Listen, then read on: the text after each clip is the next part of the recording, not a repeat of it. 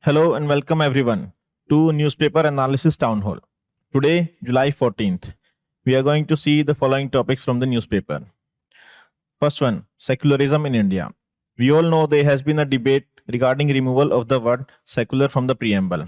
So Faizan Mustafa, a constitutional expert, has written a very good article on secularism and its background and history in India. We'll see that.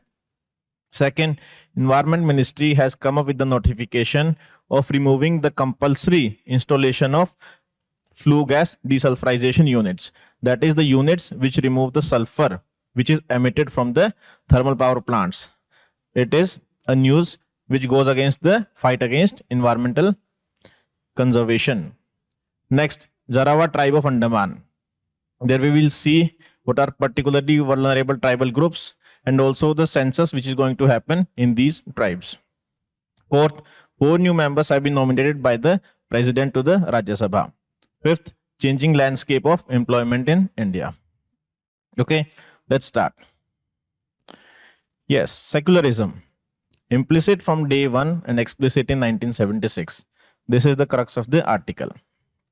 We all know secularism word has been added to the preamble in 1976 through 42nd Amendment to the Constitution. But the question arises, the secularism, when the word was introduced, from that date only the secularism comes in India, or secularism has been inherent to India's culture, its past. Supreme Court has said more than once that the term secular in India does not connotes either strict separation between religion and state like in France, or non-establishment of religion in the United States. See, the concept of secularism is entirely different for India and France, or say West. We will see that. So in this article, what we are going to see is, first we will see secularism in India before 42nd Amendment. That is before the introduction of the word secular. Then second, we will see the difference between Indian secularism and French secularism, which is kind of considered as extreme form of secularism. Faizan Mustafa is clearly saying that the secularism in India is an old concept. It does not come only from the 42nd Amendment to the Constitution. According to the writer, Indian secularism can be traced back to Ashokan Dhamma. Ashokan Dhamma is a very good example of secularism. Ashoka was not in favor of any state religion. Ashoka respected all religions. And it is clearly visible in his rogue edicts number 7 and number 12. What does they say? In the rogue edict 7, Ashoka rejected the idea of one particular religion as a state religion. It says, all religion should reside everywhere, for all of them desire self-control and purity of heart. That is, a religion is an individual matter and state has nothing to do with it. State will not adopt any state religion. So this is secularism. Rogue Edict 12 also, it prohibits glorification of one's own religion and condemnation of others' religions. That is, we are not going to promote. Any individual should not promote or should not glorify his own religion at the cost of condemning the other's religion. The values of the ethics, the constitutional morality, we derive from the Ashokan Dhamma. Then during the freedom struggle, see, secularism in India was not just adopted in 1950 when the constitution was adopted. Secularism, you can say, has been part of freedom struggle, the entire freedom struggle. How? First, the first draft of the constitution, 1928 by Motilal Nehru Committee report. It clearly says state will not have any state religion and state will be separate from the religion. So state will not have any role in the religion. there shall be no state religion for the Commonwealth of India. Then next, Karachi Resolution, which shows the future of Swaraj. How the Swaraj is going to be for India. Swaraj for India will be where there is no state religion. No state religion. Karachi Resolution specifically declared state shall maintain neutrality in regard to all religion. Even Hindu Mahasabha, draft constitution of 1944, it clearly says that there shall be no state religion at either center or the provinces. So during the freedom struggle, Motilal Nehru Committee report, Karachi Resolution, Hindu Mahasabha Constitution, and also the preamble debate, where it was debated that the word God should be introduced before the preamble. See, 𝐻𝐕 𝐸𝐴𝐚𝐿, the member of the Constituent Assembly, he proposed that preamble should begin in the words in the name of God. See, this is not very new that we should start with in the name of God. Many Western constitutions, they mention the gods in their constitutions. For example, the Irish Constitution, where the preamble begins with the most holy trinity, but the state cannot endow any religion. Yes, it starts with this, but it does not mean that the state can adopt any official religion. In England also, Anglican Church is the official church of England. See, a church has been declared as the official church, and the king is the defender of faith, but it recognizes equal rights to all citizens. So even there are mention of gods in many constitutions around the world, but it does not mean that they are not secular. Only the letter is there. The essence is that the state cannot endow any religion. So it was proposed that the word God should be there in the constitution. But then voting happened, and the vote 68 to 41, it was decided that in the name of God will not be there in the preamble. Similarly, the word secular was also not included. We did not include the word God, not the secular. It means we are not giving any literal representation to any such ideas of secularism or God in the constitution, but the essence of the constitution, which was entirely secular. Even no member of Constitutional Assembly, even from Hindu Rashtra or even from the like Shyama Prasad Mukherjee, who were extreme rightist, they never considered to be adopting the idea of Hindu Rashtra. Okay, so during the freedom struggle, before the adoption of the constitution, the freedom struggle was entirely secular. We not say entirely, but majorly, at least in the constitutions which were drafted, it was secular. In Constitution, Article 25 to 28, right to religion, it provides freedom to all religions to practice, profess. Article 29-30 for minorities. Fundamental duty, 51A, article and subclause B, where it is the duty of all the individuals, all the citizens of India to cherish and uphold noble ideals which inspired our national struggle for freedom. And one such ideal was secularism. So these ideas already existed. Even judiciary, Supreme Court in 1973, that is 3 years prior to 1976, in Keshwanand Bharti case,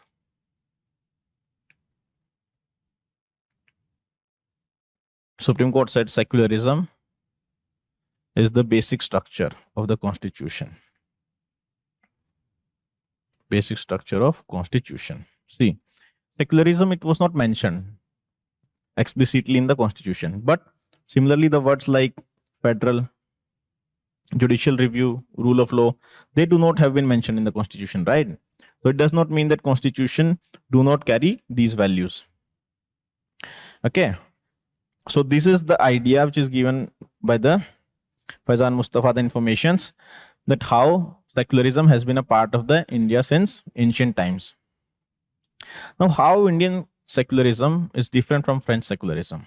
See, French secularism is considered as kind of extreme one. How? What it says? It says there should be separation of state and church. Okay, this is fine.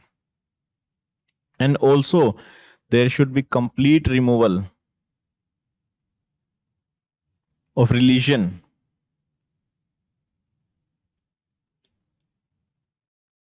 from public sphere. That is even representing the religious values. For example, wearing burqa, wearing tilak.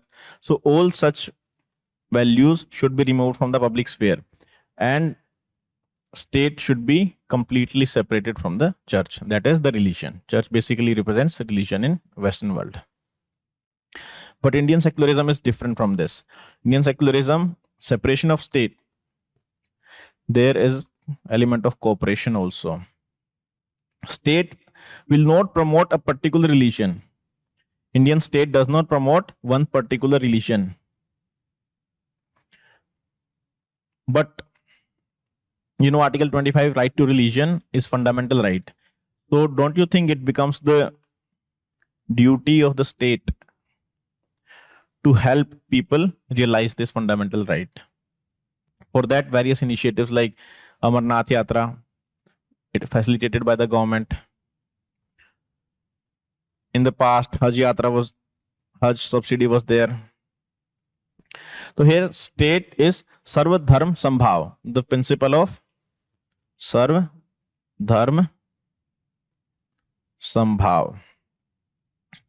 This is the principle followed, where state promotes all religions equally. It cooperates, but at the same time does not adopt any religion as the state religion, and also does not promote one religion at the cost of the other. This is how Indian secularism is different from the Western or say French secularism. And one more good thing which the article says is, see, supporters of the theocratic state. Theocratic state is the one which is governed by rules of a particular religion. Okay. In theocratic state, people do not understand that secularism, what some people say is that secularism goes against religion. No, secularism basically protects religion. How? See, in the past, in the Western world, we have seen that the state used to control religion. So the secularism protects religion from state domination and interference. If a religion becomes state religion, say for example, there is a state, it adopts a religion as its official religion, then the state will take control over such religion. So basically the idea that secularism goes against the protection of a religion, this is wrong. Secularism protects religion. So these ideas we can use in our answers. So these are the ideas basically discussed by Faizan Mustafa in this article. Now let's move on to the next article.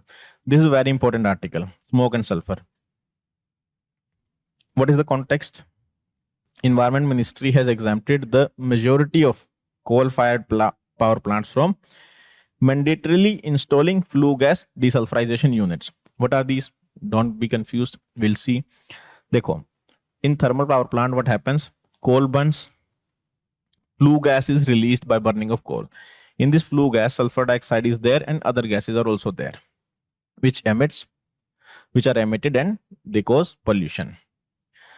In 2015, government came up with a notification that desulfurization, sulfurization is sulfur, D means removal of sulfur. Desulfurization unit filter has to be installed in thermal power plants.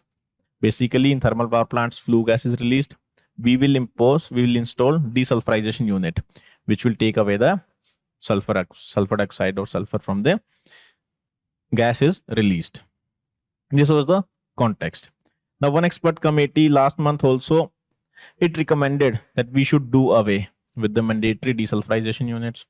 It's a setback for the environmental fight, environmental conservation. Now, the Environment Ministry has exempted majority of the thermal power plant from installing such units. Why the government is doing this? why it has been done. Let us see. The flue gas desulfurization units, which were made mandatory by 2015, it was supposed to be completed by 2018. But as of August 2024, the status was out of 537 plants, only 39 units have implemented it. That is 8%. So it was not implemented at all. Why? What are the issues, concerns? Why the units have not been installed? First one is cost. See, the desulfurization unit, it costs around 1.2 CR per megawatt. This data is not given in this article, but you can write it this data, which is leading to approximately 0.72 rupees extra per kilowatt hour. That is the per unit we pay, 0.72 will be the extra. Current coal capacity is more than 2 lakh megawatt, which is expected to be increased by 97,000 megawatt also. That is the cost of 1 lakh crore. This is the cost which is required for the implementation of flue gas desulfurization units.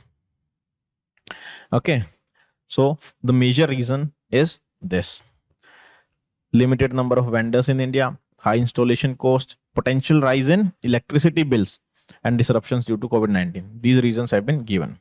Second, it says that Indian coal has low sulfur. Indian coal does not have high sulfur. So units with desulfurization, flue gas desulfurization, FSD, and units without this. Okay. It is found that there is no major difference between the pollution level in the surrounding areas of these. Pollution level without desulfurization unit and with desulfurization unit is not much. Why? Because they say there is low sulfur in Indian coal. Now let's go one level above, one step ahead. They say sulfates in the air is beneficial. This is the side effect of a negative thing. Sulfates in the air are considered negative, but they say there is a side effect of this. They are beneficial. How? Because they help in lowering the temperature. How? Sulfate in the air, it basically do not allow the sun rays to penetrate. So this is sulfate, sun rays. This is earth. It does not let penetrate this.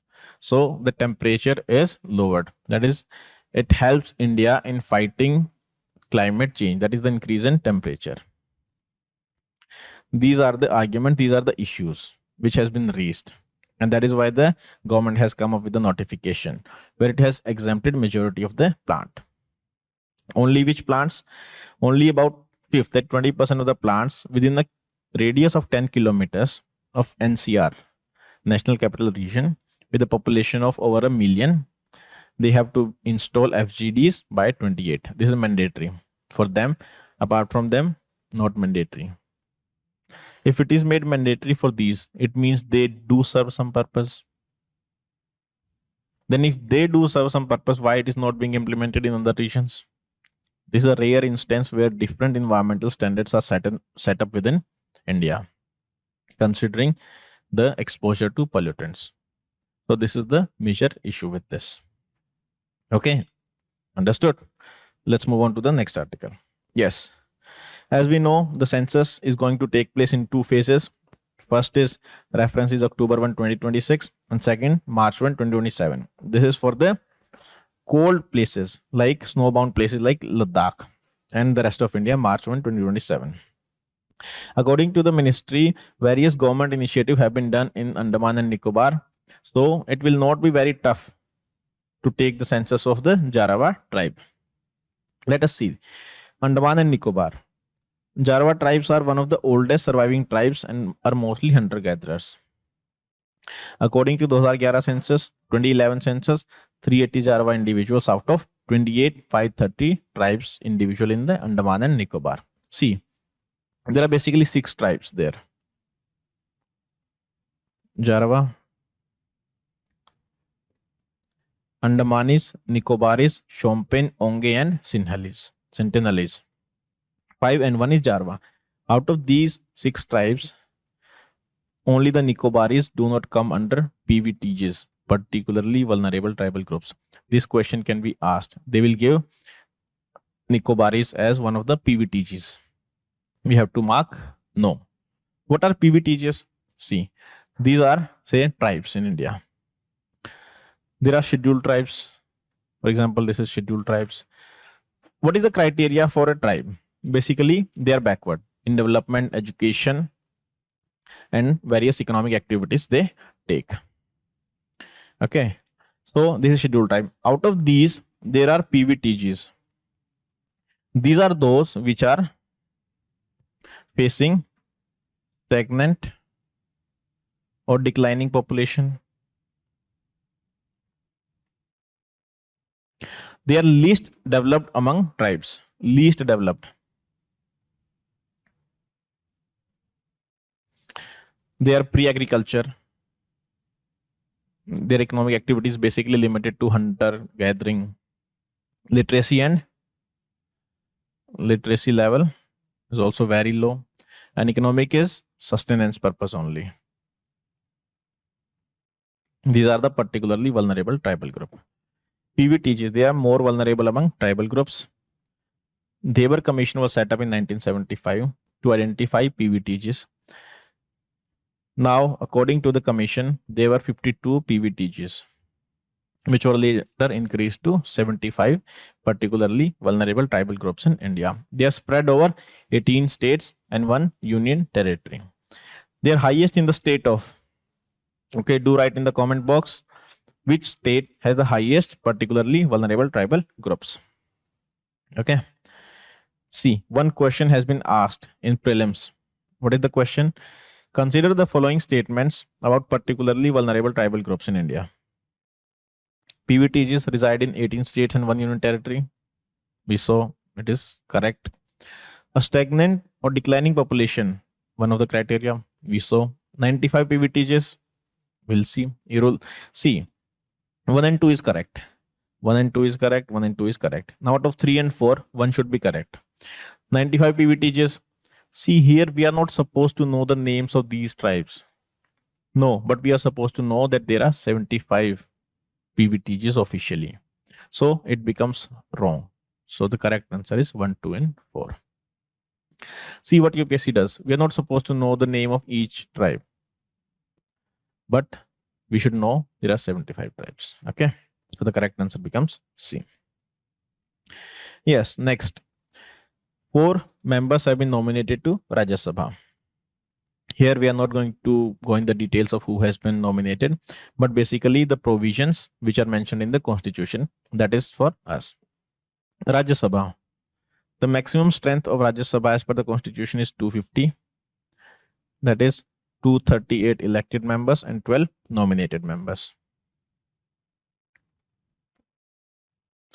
Current strength is 233 plus 12, that is 245. Okay, who nominate them? President. President do not mean that president has the discretion to nominate anybody, but basically on the advice of the government only. Okay. Now one more provision which we should see regarding to the defection. We know if an MP changes his party, then he is considered to be defected under Schedule 10. Defected as in he will no longer be the member of the party and also will be disqualified from the house. But for nominated members, the provision says if a nominated member joins a political party, members join political party, basically initially they are not member of any political party, but if then they join political party, they are given a window of 6 months. If after nomination they join a political party within 6 months, then they will not be disqualified. But after the expiry of 6 months, for example today these members have been nominated, if they join a party tomorrow, they will not be disqualified. But after the passage of 6 months, that is after 14th January If they join any political party, they will be disqualified. So this window of 6 months have been given to the nominated members. This much information is enough for us. The nomination is under Article 1, Clause 1, Subclause 3. Okay. Yes, the last topic for today, the changing landscape of employment.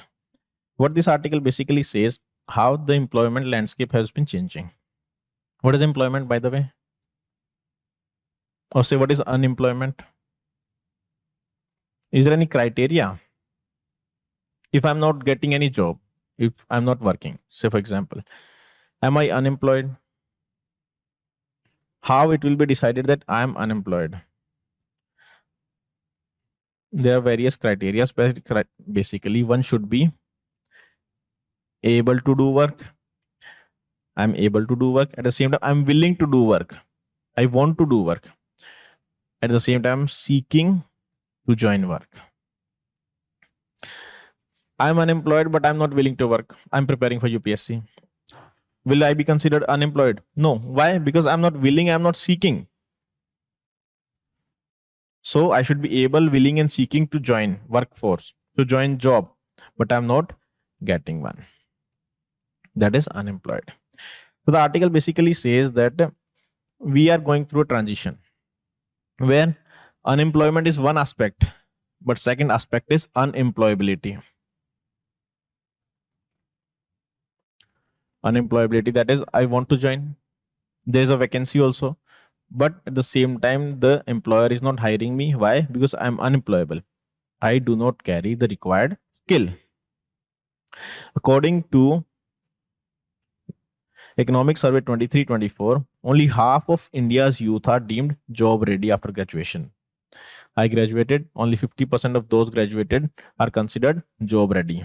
1 in 2, that is 50%, lacks the digital and professional skill which the employer demands. We know economy is undergoing technological transformation. AI is already threatening India's tech sector, putting several traditional job roles at risk of displacement. So skilling and reskilling becomes very important.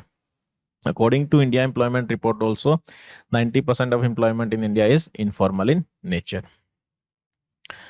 75% of the young people struggle with basic digital tasks such as sending an email. This data is very important. In exam, if we do not write such data, our answers will not be substantiated. We will get very average or below average marks. So keep such data also do not come daily. So keep taking note of such data. Over 60% cannot perform simple file operation like copy pasting. 90% like formula using in spreadsheets. Okay. Also, Future of Jobs report by World Economic Forum, which was released, I think, the last year. The report states, this is optimistic. Just keep seeing here. The report states by 2030, estimated 170 million new jobs will be created, but 92 million existing jobs will be displaced. So there is a plus of 78 million new jobs will be created. Who will get those jobs? Only those people will get those jobs who has required education, skill, and aptitude. Okay. So the writer has suggested some structural reforms we should do. First one is, see, what we do is ki pass out kar liya college se. Okay, now what we do? We do not have any linkage with the industry. So the mandatory thing should be, even it can be done by law, that there should be compulsory linkage of industry and academia. Each higher education institution must ideally have at least one formal partnership with industry partners. Okay. Second, colleges should not be just a place where we can get our degrees. It should also be accountable for the placements. So placement should be a criteria to judge the performance of an institution or a college. Idea labs, Tinker Lab should be made mandatory component of every high school and higher education institution. Third one, we should go beyond our national borders. Skilling and training programs, they should be designed in such a way that the needs of the Western societies can be met. What are the needs of Western societies? Western societies are aging society. So the things which are required for aging society, such skills should be imparted. Getting? Very good point. Okay, this example of this one program where the International Institute of Migration and Development is currently working as an India partner, that is from the Indian side, in European Union's Link for Skills project. Basically, on the basis of migration, they want such peoples whose skills can be utilized in their country. A program Link for Skills. Next, Indian Education Service on the lines of IAS, IPS. We have IAS, All India Service. Similarly, we should have Indian Education Service. Finally, the doors of system should be open to professionals from the industry. That is, education institutions should hire people from the industry because they will be able to impart the practical knowledge to the industry, to the education institutions. Okay, so these are some ideas. We can write these as it is if any questions come regarding how the landscape of employment is changing and what India should do. Okay, so today's articles were very important from prelims as well as mains point of view. Okay, so this is for today. If you have any issue, you have any doubt, you can ask in comment box, and also do give the answer to this question. PBT is highest in the state of. Okay, so until then, see you tomorrow. Thank you.